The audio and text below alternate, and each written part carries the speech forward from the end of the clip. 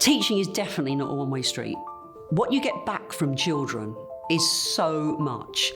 I love their honesty, I love their vulnerability. They say things you don't want to hear sometimes, but they say many things you do. They've certainly helped my sense of humour, and you realise that children are far deeper than we often give them credit for. My name is Jan Knight, and I am a retired primary school teacher. I've been teaching for over 40 years now, which I find hard to believe, but it's true. The amount of students would have been probably hundreds and hundreds or thousands. And it's very humbling, and perhaps one day I should really get the calculator out and work it out exactly. One day, one of the heads said to me, "We've noticed that you're getting really good results in English, especially creative writing. And we wondered if you would be happy to just concentrate on becoming an English teacher for us," at which point I just jumped at the chance. His eyes pop out, he flaps his hands, he blows, he puffs, he yells, he bobs his head up and down, he spits bits of potato all over the plate. You'll often hear people say, "I don't like poetry."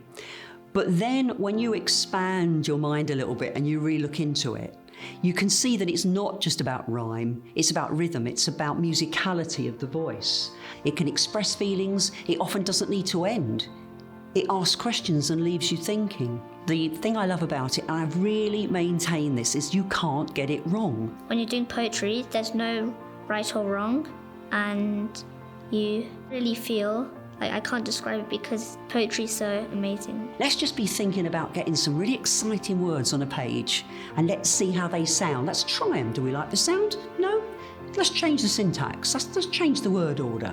So we can play around with the words. They begin to realise it's a winning situation. They are winners. I don't always have to keep my feelings inside. I can express it with poetry. And when I write, I always feel like there's no right or wrong. I can just be free and let my inner spirit flow throughout the whole English lesson. And I never feel like I'm left out because I always feel loved and protected. Watch out, everybody! The potato's very hot! Wow, guys, that went up 110%!